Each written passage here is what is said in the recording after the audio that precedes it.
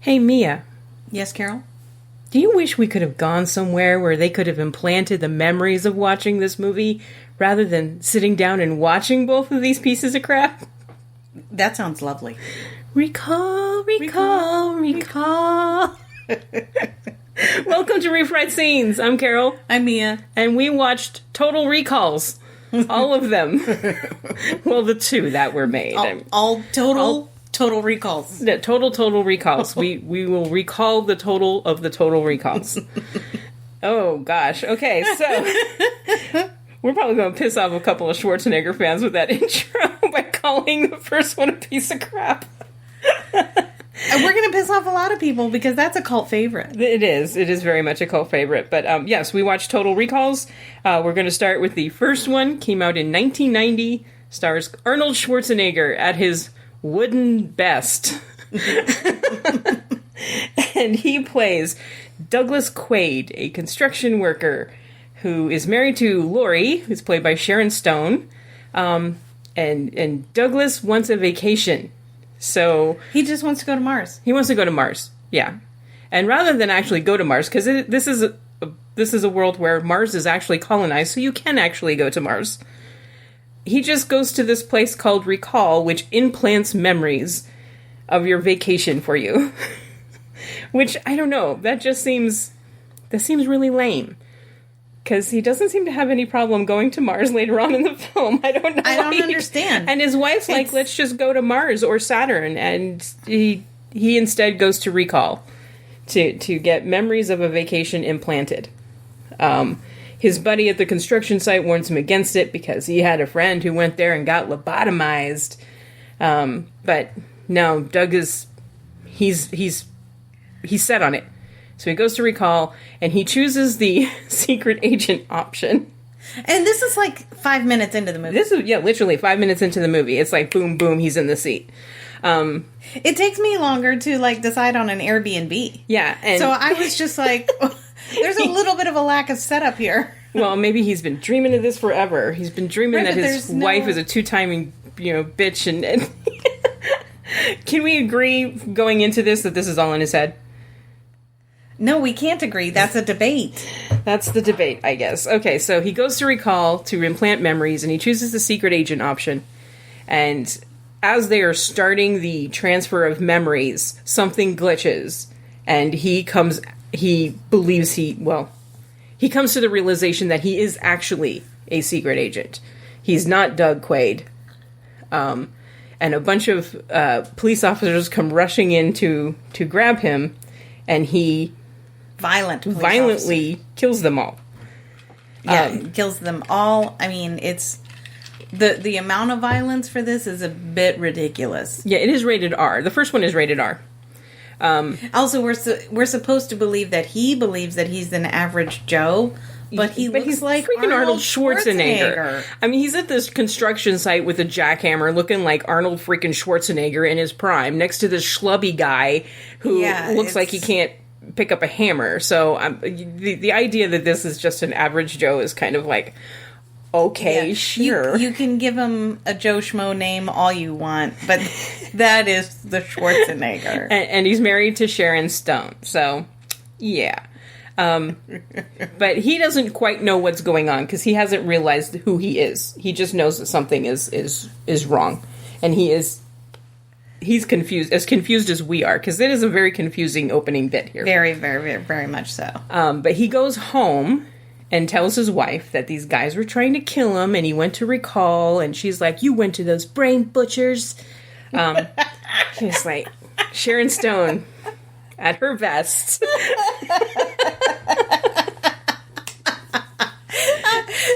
I think she did a pretty good job in this movie. And she turns on him. She tries to kill him. She tries to seduce him. Well, she tries to seduce him first, and then she tries to kill him when he doesn't, succumb to her womanly ways. This movie does not treat women with that much respect. That's true. Oh, we neglected the fact that he is having dreams about a specific brunette on Mars. He's having Mars dream.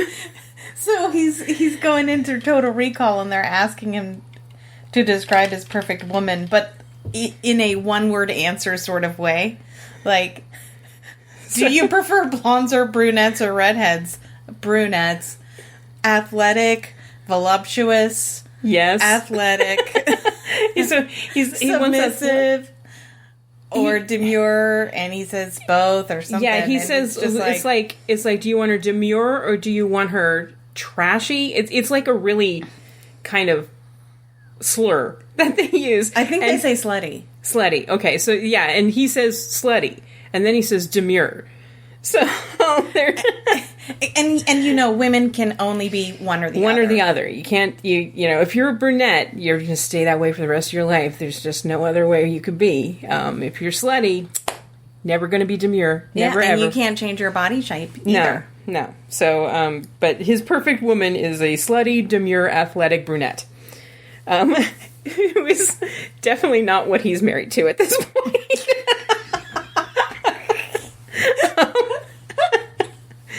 But anyway, back to the marriage at hand. She's beating the shit out of him. He basically said, give me anybody but Sharon. But Sharon Stone. And that's how we know this is still all memories implanted in his head, because he went for someone completely opposite of his wife. So she tries to kill him, and he escapes, and he gets a getaway car. He gets a getaway car. The probably the best part of the movie, the atomic or the automated taxi cab. What is it? Johnny Cab? It's a Johnny Cab. I like the Johnny Cab. Yeah, it's like he has the look of like a wooden marionette type, like a wooden Pinocchio, but it's motorized. Yeah. In the driver's seat of a cab, and it is like, it's very creepy. It's very, very creepy. This movie won an Academy Award for its special effects. It did. This is an Academy Award winning picture.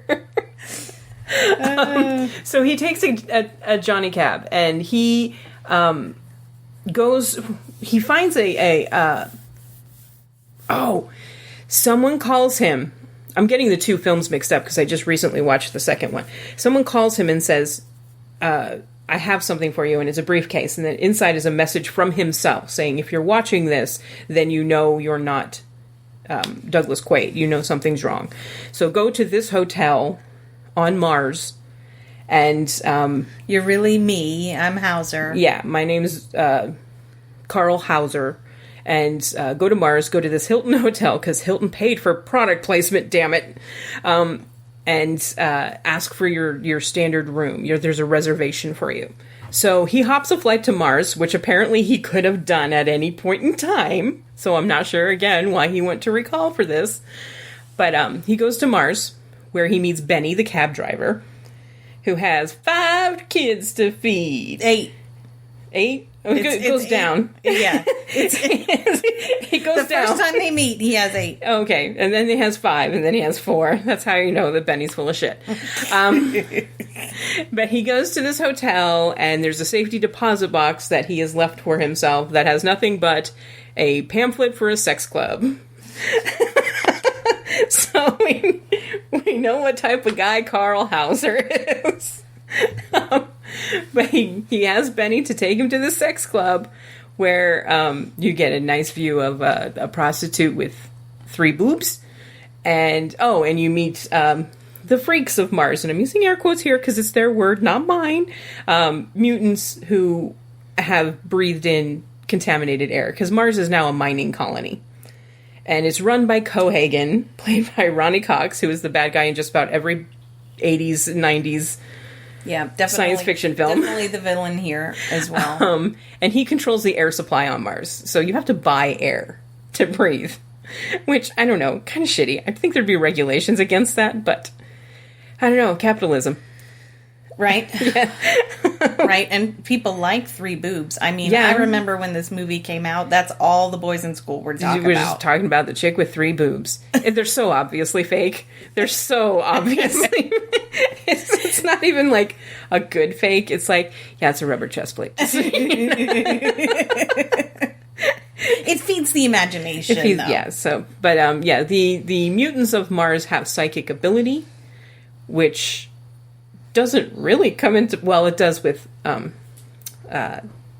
your mutant. It comes into play when it's convenient for the plot of the movie. Right. Yeah, other than that, no. They're just people with prosthetics on their faces because cool special effects. Oh, and don't forget the little person. Oh, yes, Thumbelina. They actually named the dwarf prostitute Thumbelina. Oh, dear. But hey, she's good with a gun. She's really good with a gun. But he goes to the sex club where he meets Melina, who is the girl of his dreams. She's the athletic, demure, slutty brunette.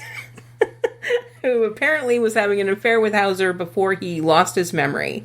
And they believe that Cohagen has removed his memory and instilled this new life as Doug Quaid and gave him a fake wife in Sharon Stone. And she works for Cohagen.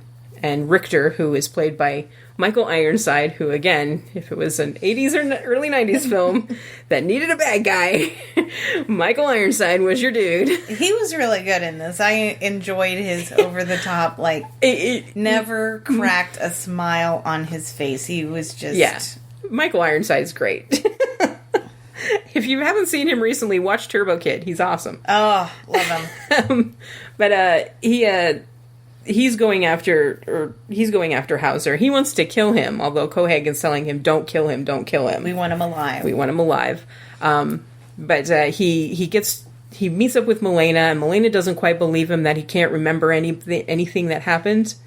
And so he goes back to his hotel room where one of the doctors from Recall shows up and says, this is all in your head. You're sitting in a chair. You had a psychological break. And we're trying to get you back. And he brings in his wife, and Laurie's like, I love you, honey. Come back to me. This is you. We want you back, Doug.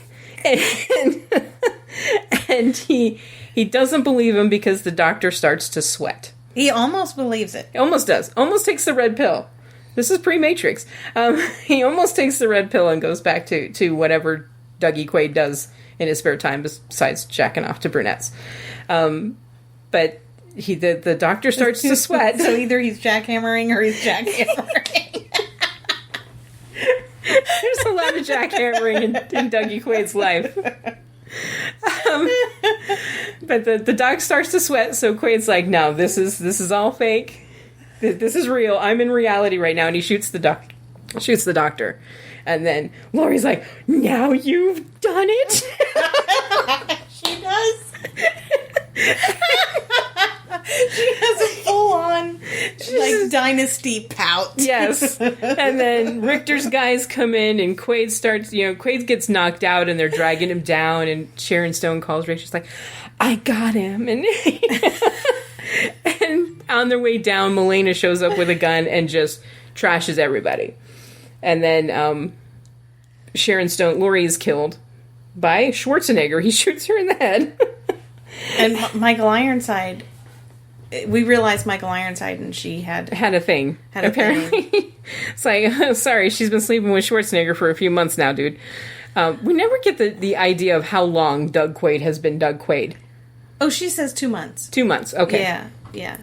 That's a lot of people. I didn't know you before 2 months ago or something like that. That's a lot of people to get to play along here. Right. Everybody that he works with. Everybody. I mean, the job guy, everybody, his boss. But anyway, it's all in his head. Laurie's dead. Richter's all really mad now, and he totally wants to kill. I think Hauser. Is this where his blonde partner, his blonde second in command with the Sting hairdo, with the really bad glasses and Sting hairdo. Yes. And he's trying to shoot Hauser, and Hauser is standing in front of the dome, and the guy's like, "Don't shoot the dome." Oh, that's where. Okay. Yeah, because we've already had one decompression scene where hair is sucked out into space. But these guys are firing live rounds next to this very fragile dome that houses all of the air for Mars. But Hauser gets away with Melina, and they go to meet Hammond, and we'll go. What is the little guy's name? Kuatu, yeah. Kuatu is the leader of the resistance on Mars that wants to overthrow Cohagen freedom type, like, free air. Yeah, they just want their freedom. They just want their freedom. So he goes to meet Hammond and Kuatu, and Kuatu is basket case, basically. He's been breathing a lot of Martian air. Yes. So Hammond is like just normal guy, and Kuatu is this little guy that lives in him and comes out occasionally. In like his in his stomach, spleenish area. Yeah. But Kuatu is... So he has to take off his shirt. His shirt. And then he goes, like, into this, like, coma thing. Or just, he blacks out while Kuatu takes over. And, yeah, it's not it's not a movie. If you like subtlety... This isn't your movie. This is going to be a little bit much... No, this movie is not subtle. You've already turned it off by now anyway. So. But Kuatu is psychic, and he touches Hauser...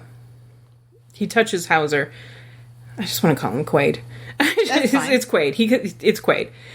He touches Quaid, and Quaid sees this underground facility, alien facility, with like the little alien ham trigger, and Cohagen talking about how if you turn this on, all the air, they'll have air for days and years, and I wouldn't be able to charge them. So now he cray. So now Quaid knows that there's this underground alien facility that can just manufacture air for Mars. And so he takes Melina, or the feds come in and shoot Kuatu and kill him. And they take Melina and Quaid to Cohagen. And Cohagen says, "Thank you. I have been waiting for you to lead me to him so I could kill him." And he tells Quaid that he was a double agent all along, and he was working for Cohagen, and he volunteered to go under as Doug Quaid, and he's going to get him all of his memories back, and hell, for throwing the bargain, he'll erase Melina's memories, and she can be his little subservient wife. Gag me. It's kind of gross in a very Ronnie Cox way. And everybody wants a wife. Yeah. As long as they're... Where did they get this idea that wives are just, China dolls in a cabinet to be... I don't know. I don't know what... I don't know any man that wants that. Crawl. I've never met a man that wants that. So, I don't know. Maybe you're out there, guys, and I don't know you, but that's fine. I don't want to. Anyway, so they're going to wipe Quaid's, or they're going to reinstall Hauser's memory into Quaid, and he's going to be a bad guy. But he breaks out, and he breaks Melina out, and how does he do that? Just through Schwarzeneggerness? Yeah. Just through Schwarzeneggerness. Just brute force. Yeah, he uses the Schwarzenegger and just breaks out, and he saves Melina, and they go to the alien facility to turn on this generator to generate all of the air, because Cohagen has stopped all of the air going into the dome of Mars, and people are starting to just suffocate, or they're just being really lazy and lying in the street. Because when push comes to shove, they seem to be able to get up and move around, but now they can't. Well, they're reserving their... They're reserving their energy. Energy, I guess? Yeah. Their oxygen sources? But he goes to the alien facility, and Cohagen meets him there, and there's a shootout, and Cohagen gets sucked out into the atmosphere and starts to... you get this wonderful effect where their eyes are literally bugging out of their skull, and they're and their face is puffing up. That's why the movie won Best visual effects, yeah. And then Quaid starts for some reason his hand fits in the alien trigger, and he starts the generator, and it pumps all this air into Mars and turns the atmosphere blue immediately. Like, Mars suddenly has an atmosphere in 30 seconds. It's like blowing up an air mattress. Yeah, it's just like less time than that. Less time, even with a pump. Yeah, but suddenly Mars has blue sky, and Quaid and Melina kiss, and all's right with the world. And that's, basically the end. Richter loses his arms. Yeah, he gets... Oh, that's right. He gets squashed. With the elevator You don't necessarily know that he's dead, but he does lose both arms, so if he's not dead, he's bleeding. He's bleeding a lot. Well, then something explodes after. Oh, okay, so he explodes. Okay. So, yeah, and that's Total Recall 1990. It's based on a Philip K. Dick short story. We can remember it for you wholesale. I love Philip K. Dick short stories. You should go get a short story compilation book. Yeah, well, get all of Philip K. Dick's stuff, because all of his stuff is awesome. Mm-hmm. I have not read this particular short story, or if I have, it's been ages and I can't remember it. I would be curious to go back and read it because of the differences between the two movies, particularly the location differences. So the whole gist of this thing is you're supposed to wonder if he is actually if he's actually Douglas Quaid / Hauser, or if he's still sitting in a chair in Recall and he has actually lost his mind. Well, then, so that would mean that he's Quaid, right? And if you believe he's Hauser, then you believe he had the whole right. So you have to, excuse me. The debate is he Quaid or is he Hauser? Right. My personal opinion is he's Quaid. You didn't buy all the fairy tale. No. I mean, they're literally, when they sit him down in the chair, the tech literally goes, "Blue skies on Mars. That's new." And the idea that his dream girl is such opposite of who he's married to. I don't buy any of the whole super secret agent stuff. So, yeah, I believe he's Quaid. He lost his mind. He's still sitting in a chair in Recall. I do believe that he just didn't take to the whole false memory thing. Yeah. And he's either dead or dying or in a coma. Yeah. So, Recall is probably looking at a lawsuit from Lori. So, cut to, 2012? I think is when the remake came out. 2012. Yes, 2012. Total Recall. PG-13. So... This is PG-13. This is PG-13. I disagree with that. I totally disagree with that. They haven't toned down the violence at all. No. They just removed all the fucks. Yeah. That is language, and that is it. Yeah, this is still a very violent film. Stars Colin Farrell as Doug Quaid, Kate Beckinsale as his pseudo-wife Lori, but she also takes the place of Richter here. There is no Richter. She's the big, second in command. Yeah. Bryan Cranston plays Cohagen.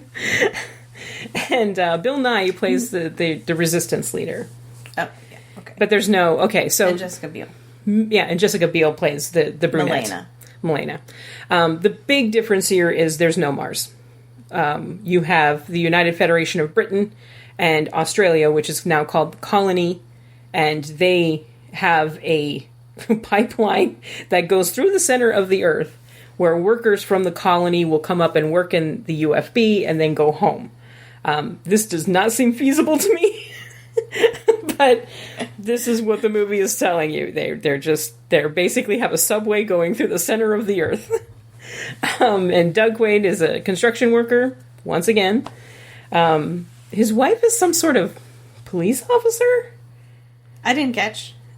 Whenever there's something happens, she is called to work. So I'm assuming she's some sort of either peace officer or something, or some administrative in that function. But he again goes to Recall because he wants a vacation. He's like, well, he has. I like the setup in this one because he's had a job interview. Yeah, and he's been told he didn't get the job. He didn't get the promotion. So there's setup as to like he's just kind of unhappy with his life. He feels stuck. Yeah, he's not where he wants to be. He doesn't feel like he's providing for his wife enough. He is having dreams about the brunette, but they're not like sexy dreams or anything like that. It's more action sequence dreams, and it reminds me of Dune. Yeah, of Paul's dreams of Chani. Yeah. So he goes to Recall. A friend at work recommends him to a specific tech at Recall. And the tech, who's played by John Cho, very brief role here, tells him that he has to do a brain scan on him because if there is anything, like, he has chosen the secret agent memory to be implanted, and the tech is very specific, saying, well, if you can't be a secret agent, because if you are, this is just going to screw your brain up completely, and you're just going to go, it's not going to work. You'll probably go insane. So, of course, I think he uses the words brain damage, right? Yeah, he's severe brain damage. So they start to load in the memories, and the tech's like, whoa, stop, because he sees something on his brain scan. And he's like, you're lying, you're an actual agent. And then the feds come in to kill everybody and try and arrest Quaid, who escapes with the help of... Is this where he meets Jessica Biel? I have to tell you up front, I fell asleep 4 times during this fucking film. And every time I woke up, it was a car chase with things exploding, and I kept thinking, is this the same car chase? And no, it wasn't, and I'd have to back the movie up. Yeah, I think that's why they had the USB thing, so that they could put all these car chases just in the movie. Yeah, because now you're stuck on Earth. So does he meet Jessica Biel here, or is that... Yeah, because when he's escaping, she drives up. Yeah. And says, get in. Yeah. Because Kate Beckinsale, his wife, he does actually go home, and we have that confrontation with the wife where she tries to kill him.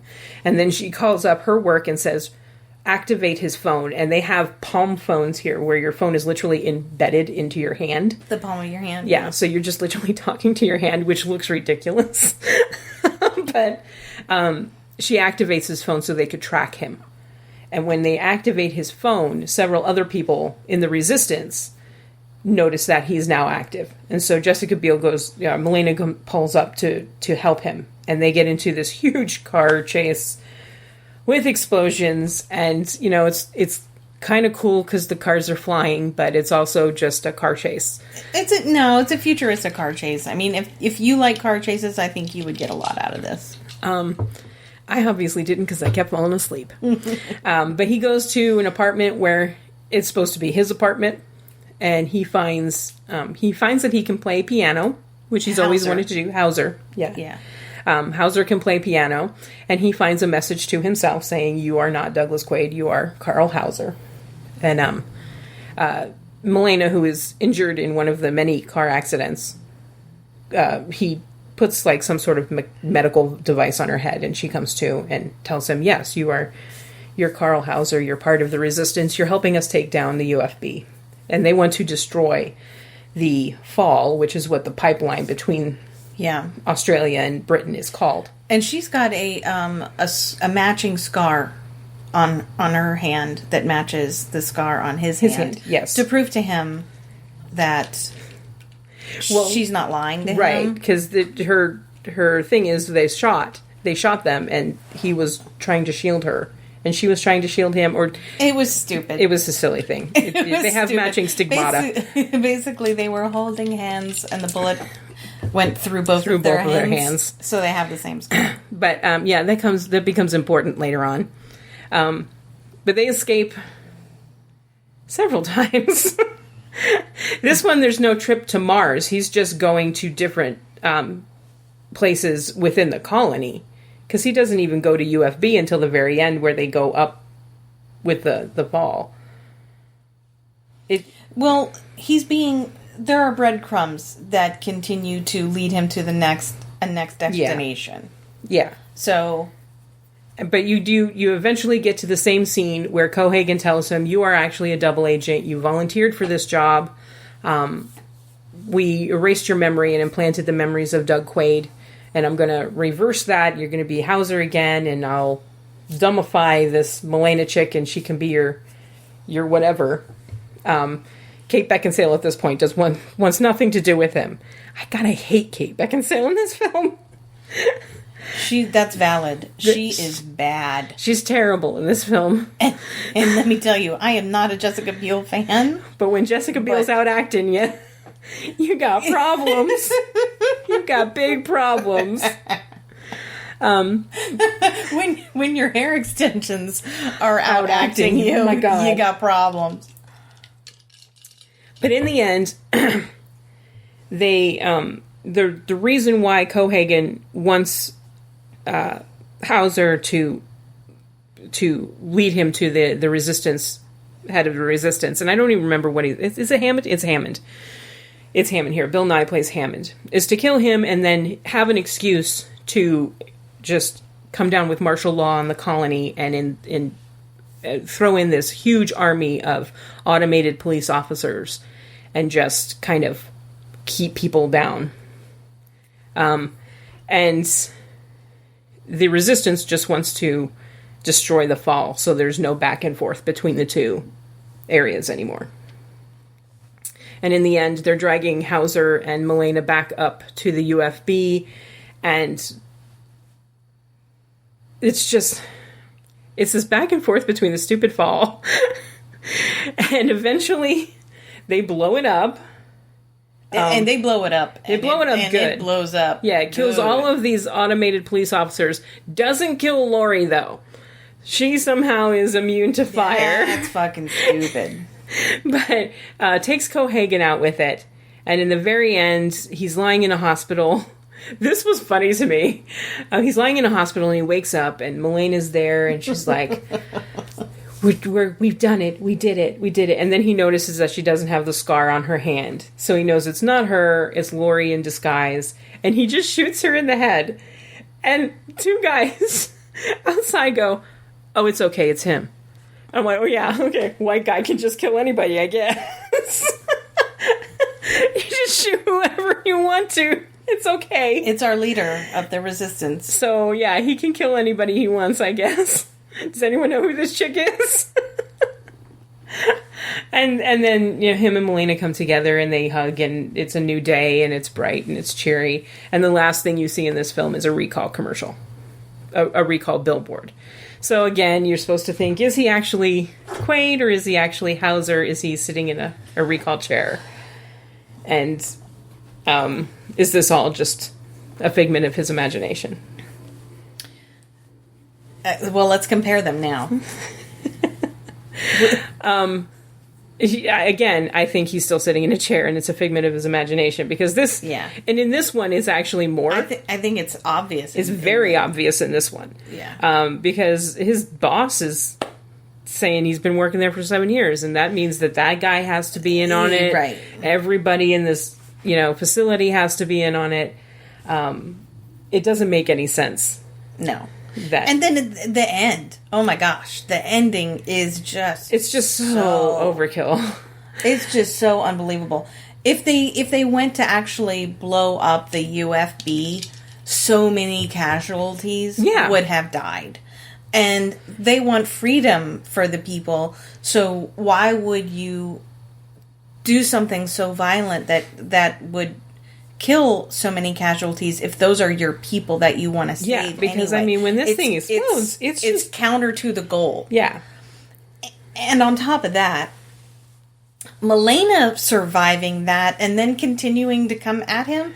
I mean, that's just unbelievable. It doesn't make sense. Her boss is dead. There's absolutely no reason for her to go after him at that point. Yeah, if Milena was a secret agent, and that's what you believe this movie is. Yeah. That he's actually Hauser and that this is the double agent stuff.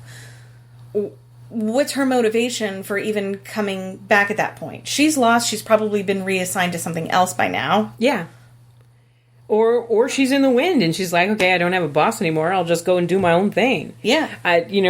This movie, not only did I have a hard time getting through it, it's so monochromatic. It is. It's just so dreary looking. There's nothing. It looks like a rainy day in Portland. Yeah. Every scene just looks exactly the same. And there's some cool special effects, but overall, it's just such a monotonous movie. I did like the beginning of this movie better than the original. Yeah, I never understood the wish to make Colin Farrell an action hero. They tried a couple of different times. I just don't think he's suited to it. I think that he can play the every guy role and action hero, so I think he was cast very well for this. Because with regular work clothes on, I wouldn't know that he's like ripped. You know what I mean? Whereas with Schwarzenegger, it's just painfully obvious the dude's a mountain. So here, I guess you could hide it better. Yeah. This movie was just monotonous to me. The beginning is pretty good, but once it gets started, once he's out of the chair and he's, basically broken his cover or whatever, it's just this repetitive, constant car chase, gunfight, car chase. It's just like, oh God. And there's no breaking it up. Although you do get the 3-titted prostitute in this one. You do get that, and you don't get anybody asking him what his dream woman is. Yeah. So I appreciated that they left that out. Yeah, and I do appreciate that his dreams of Milena are not boning. They're not sexy in any way. It's them escaping somewhere. So it's kind of like memory flashbacks or something. Yeah. So that makes a little bit more sense. And she explains to him more than in the original.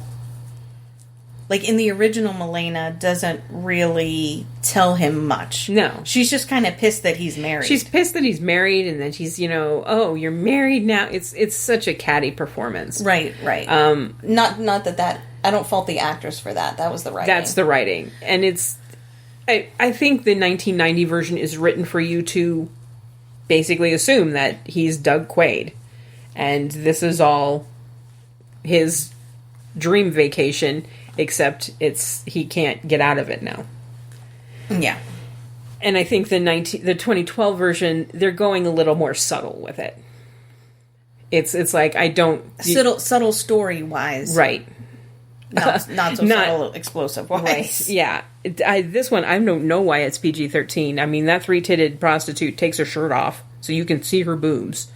But there is no sex, so that's what they're basing this on, so. I assume. And they are painfully, again, obviously fake. But there's so many deaths in this version. I was like, this is still PG-13? Yeah, the violence really needs to count for more than what it does. And I have to say, rewatching the 1990 version, I think nostalgia was tinting my memory of it, because I didn't like it nearly as much as I did, as I thought I would. I didn't like it the first time I saw it. I kind of liked it the second time I saw it. And this third time I saw it, I didn't like it again. Because it's just so stuck in a time. It's just so... The story is paced too quickly for me. It's just boom, boom, boom, boom, boom. And yeah... And I think that's a problem with the actual story, but it's a short story. It's not a novel, so it's not allowed to breathe. So it's not like, Do Androids Dream of Electric Sheep, where there's, a flow through story. This is all very much, here's an action scene that's from start to finish. And it doesn't really stop. And I definitely laughed out loud at times in the first movie. Yeah. At the things that are supposed to be silly... I definitely laughed. So it has that. It's got God, it reminds me of Nightbreed, which is another film that I remember liking more than I do now. And it's for some of the same reasons. It's just kind of cringy at times. And Schwarzenegger just can't act. And this is at the height of his non-actingness. He's just this lug of a guy, and nothing comes across as believable. Even when he's talking to himself on a recording, it doesn't come across as believable. Oh, he looks like Max Headroom. It does. Oh, God. I mean, hi. Hi, Quaid. Guess what? You are me. You are me, and I am Hauser. I mean... Even when he's like checking into the hotel, it's like, would you like the same suite, sir? Oh yes, definitely. It's like, oh man, you couldn't do anything natural, couldn't you? That being said, I'm going to give the edge to the original because I just found the 2012 tedious. And I hated Kate Beckinsale. In her little toothpick waist that I don't believe for a moment she could actually withstand one throw across a room. Yeah. It's This was really tough for me because I did not enjoy either. Now, I didn't hate either. yeah. I can't say I hate either one of them. I just didn't find either film as enjoyable. Well, I had never seen the remake before. I didn't find the original as enjoyable as I remember it being, and having never seen the remake, I just was not impressed.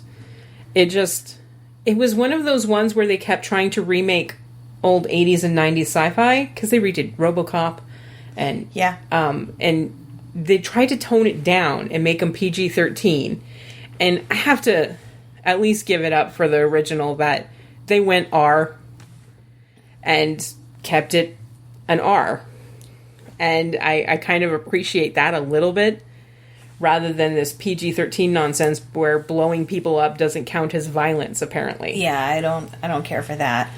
I guess I'm going to give it to the original as well, though it's just really, really close. I will say these are not two movies that I will seek out and watch. No. Again, it's just neither one was as fun as I had hoped it would be.